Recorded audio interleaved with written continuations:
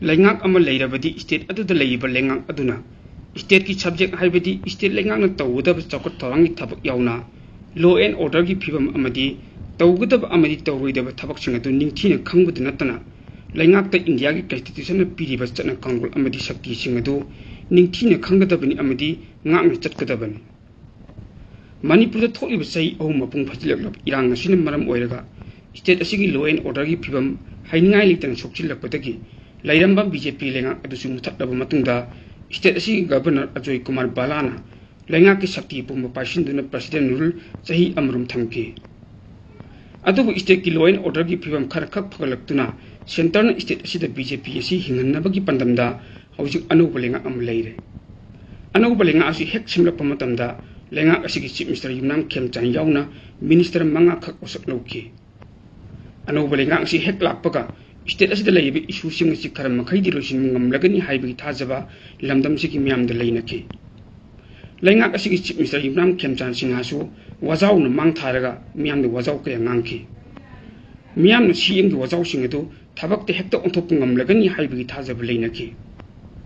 adubu ngangki ba amadi miam na thamki wafam sing manunda khwaidagi maruina thoklibi irang asina maram oiraga sahi ahumro masa gi mayuma da hanjinduna Hanjin bangam daba IDP singasi mau sagum hanjin bangam lagani haibi thajaba leinaki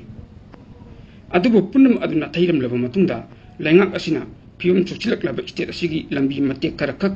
black topping to bunatana atai chakot thorangi thabak singdi amata paket pangam dana leiri loinana handak chata kiba state assembly gi budget session da state asigi chakot thoranga mali leinana ahen ma senpam chaun hapagi mami takide sunatagi state ki makhad leiba tongan tongan loi sangsingi thagi pigidaba talak ki senpam khaktamak tangai phadan kaitokki jakot thorangi ahen senpam yaukide thoklebi issue mayam masigi mari lenana khwaidagi maru oiba national census amadi irang asi losinaba tongan ba matam mam kaitoktuna khanana bu warip lokide session manung de miam changsin ki khongjang sing atugi matang dasu pakum mata phamgide ngasi mak state sida Kuki yamadi maitegi irangi phibam asi kharkhak ingthrak banatana nauna thonglak iba kuki yamadi tangkhul nagasing irang asi lakchin bangamdan leiri irang asi thokon na bokhona bada central forcing chauna sene haibagi khudam miam loin khangnariban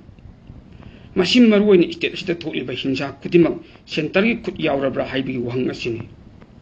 state asida Indian Constitution gi article 355 asi lairibra natraga lokthok thrabra haibagi matangdasu yamna chamumna leiri lairiba anuba lenga asinasu matik charaba pangal thongna leirabadi India gi Constitution na piriba state gi sakti yadugi matungina center na khutingjin bangambagi thongna leifam thokte Constitution na piriba state lenga gi sakti singadu sinabu ngamdaba amadi khangdaba manbagi thongasi miyam gi oinadi khwaidagi leibak thibani Article 355 asi state manungda hingsa yawba tongan ma thoduk wathosing leiraba matamda thamgadabani Article 355 asi state asida leirabadi hauji leiba lenga asi mapanglo sakti yawdaba oira haibani maramdi article asi leirabadi governor chief secretary DGP amadi security advisor na law and order yawna sakti punamak makogi makhada leigedoibani masina maram oiraga hauji state asida naga amadi kuki ki marakta irang asi makhatana thokhnaba kanagum khargi khut yawi haibisi masana takchar bofamni nakalam rom daso hauji leibi Yumnam Khemchan singang luching anubulenga asi center gi yathang yawdana karigum thabak amata tawbung ngamdi haibisi lenga asina tawthor ibu thabak sing asida ipong ulabani khudam haibabu ngahek leitan yamna toina union home minister unaba kawli haidun chatle mahaki khongchat adu state asida thengnari ba thokliba issue sing asigi mari leinana chatpo oirangani haibisi miyang thajabani adu ba hairiba khongchat sing adu halakdaba matungda media gi khuthangda natraga mifam pangthoktuna irang asiga mari leinana karing wafam amata phongdoktuna tumin adum lesinki miyang mi thajaba adugi ona taina bangakta oina tawi haujoji aikhogi mangda tariba miyamna pamliba maruiba issue sing haibidi IDP sing asam sagi mayumda hanjinba thoklibi irang asi mapung phan losilaba matung state amadi national highway singda lamdam sig yelhumi sing mausagumna chathok chachin tawbi yahanba amadi national census asi NRC hana chataduna mitop miyan cha sing ningthina phandoklaba matungda census asi chattaba haibisi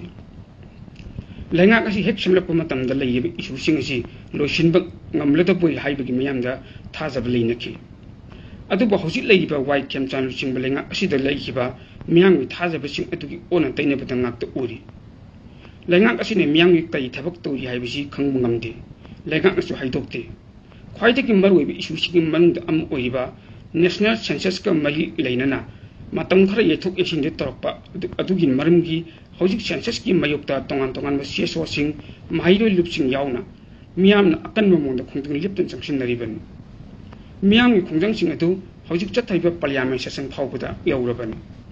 center na miyam gi changsil liba khungjang sing adu kharati tagani haibichi su miyam gi thajabani tafam su thoki maram masina laiba lenga kasina su ngasi mangda taribi isu sing asi yam lumna loduna ningthina mamai chimna bu khona godabani madu natragati isu sing asigi matakta mathang isu hapsilaktuna loisin mangam da balaiba ki wathok makta thenudun leiragati lamdam asi kai phim orakatagi haibisi yamnu chingni oiri nakalam romda amu manipur lenga na khangna una usinadaba Imphal city gi matangda wafam khara thamjage state asigi capital oiba Imphal city matangba sunaba mongda semgatuna smart city ohenaba kanna honari adubu science ki chakhotlaba matam asida Imphal city na ta greater Imphal manungda matangba chunaba gari parking ama phawa thamba ngamdraga karamna city asibu smart city gi thakta pukhatpa ngamgani haibisi miyamna hangnari buwang amani hawjik state asi capital oiba Pauna bazar Thangal bazar BT road amadi ningthau baiga chandrana samu phabagi leiba mitam samu makhong asigi yet thangba mamang thangba saruk yauna Imphal municipal corporation na lambi gi tangkhai gi saruk singaji gari parking onthok ko phib mada thamle IMC gi makhada kanagum agency kharagi kuthangda hairibi yamna maru oikhab labi sing asigi lambi gi tangkhai phawba gari parking onthok parking gi fee lawri asumna gari parking onthok asina maram oiraga Imphal city gi masaksu amukke hena thihalli city asida tongan makhal gi karbar tawba amadi dukan phamba miyo singsu gari parking leitabana maram oiraga lambi gi nakalda makoina prop gari sing adu pak tawduna thamjinbada maram oiraga mi chinbagi thabaksu hen hengat halle state asida tongan malenga kaya am leikhre chatkre loinana Imphal municipal corporation su matik chaba mi kaya am chairman oikhre adu asumna yamna maru oikhaba city asigi capital su oiba khoirambal kaithel yauna city asigi phibamdi matangba chunaba mong ihong hongdok ngamdri Pauna amadi Thangal bazar amadi masigi akoibada leibu lambi thongi phibamsu aduki matik phatre lambi gi nakalda leiba drain singsu ising chende drain sing asi ising chendabana maram oiraga nongju thagi matamda nong khajitang churoko matamda kuseng ichau thokibani kuseng ising ichau thokpadu natana matam sangna phunjindun leiroba drain manungdagi thorakpa phatta hudi mayam aduna lambi de chenthoroktuna angakpa phib amada thengnaribani masi punmak si city asibu yengsilliba amadi smart city gi thakta pukhatna hotnriba singna khangchin usinadun leithokpam thokte miyamna hanglibu hangdi state asi capital oiba Imphal city smart city gi thakta onthokna bagi thabak asi karama phibamda leibagi haibisini city asida lakpa miyamsu traffic rule and regulation phajana inde city asibu masak phajana bu khotna bada maruiba thawdang amasu lawriba traffic police na matam gi oiba section thawrang sing lakhotuna achat awok sing da ai apan pidna bu honari matam amada city manungda maram chadana phamjin ba gari sing adu solon chin banatraga kreng sin dun lokot pali thabak satarami hojikti traffic police na asing thabak sa packet pu ukidre amromda Imphal city bu ngak senbada achauba thawdang lawriba IMC na hoji city asibu matik chana ngak selibra natraga maming tagi oina leiribra haibisi achaubu hangam oiri IMC na ngak seliba khoiram kaithel amadi kaithel asi akoibada leiba lambi yauna tongan mafamsing adu taru tanana thambang ngamdaba haibisi yam ikai ningaini karigumba thawduk natraga Imphal city ga mari lenaba amagi matangda IMC da chattuna hairuba taragasu IMC official singnasu thaidok thajin tawduna mai punna thawdang amata lode masi karigino haiba tarabadi IMC Imphal city bungak senba taru tanana thamnabu hotnabada matik chaba thawdang lode haibani hojik IMC gi thaw puriba councilor mayor chairman singbasing asisu lengak asina matam chana election pangthok tabana maram oiraga supnagi caretaker oina maming khaktagi oina thamle amaromda mahut department nasu city asibu masak phajahanaba amadi makoina lofam tokba thodang sing adu lobagi mahutta kadaida kai leibagi haibagi mawngda khoirambal kaithil ahum masigi matakta anuba tukal kaya ama sajindun thamli hojik nowna saraga loidun thamliba dukan masing asi chawrakna chahumgi mataktu oirimgani khalle khoirambal kaithil phambi ima sing amadi leiba tongan tongan ma kaithil phambi ima sing lupsinga marakti yanadaba amadi pamdaba kaya leibadagi hojik nowna saiba dukan sing asisu hangdoktudun phamba howdri masigi maru oiba maramdi khoirambal ima kaithil ahum haibadi paoibi ima kaithil imoinu ima kaithil leimarel sidabi ima kaithil gi matakta nowna saiba dukan sing asi hangdoktuna dukan phamlapur matamda nupi khaktana dukan sing asi phamba ngamloidabagi maramchu lakpa yabadagi sainaba kaya leiba asinani nupi ngantana phamba malemgi mafam ataida leitaba khoirambal kaithil asi malemda masak khangnabata natana mafam ama kandun leiribani sahi lising kayagi puwari leijaraba khoirambal ima kaithil gi saktam ngaktuna thamba amadi city asibu matang sunabu mongda smart city gi thakta pukat paibasi ngasigi lengak amadi leiriba mali official singna pukchel singna hotnapam thoki khoirambal kaithil asi state asigi oiradi khwaidagi chawba amadi khwaidagi maru oiba pukaini ngasidi aikhogi khudungmagi pukai oiba Imphal city asi matangga sunabu mongda sengkatnaba hotnabada pukchel singna thabak tawdabagi mami tari isa khakki nungainaba amadi ahenba lam tum lut tawnaba hotnabaromda thabak tawdun leirabadi Imphal city gi leiba phibam asidagi hen ahong prokngangkiro hojik leiba BJP ruchingba anu bulenga asiju sunagi mamingtagi oibulenga amagum oiri state ki chapot thorangi thabak chu packet ngamde hiram khudimakta center gi yaka yengdun leiri phibam masida state asigi capital oiba Imphal city smart city gi thakta ongkat paibasi atenba matamgi manungda losin mangamgani haibasi thajaba ngamde